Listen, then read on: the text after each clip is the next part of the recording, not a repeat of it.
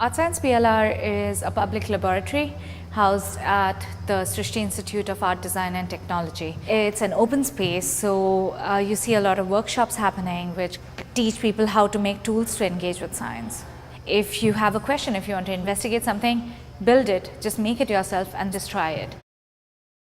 So what this piece does is that it creates a new way of experiencing the microscopic world. What this piece does is sonifies it. So each organism has its own signature tune in that sense.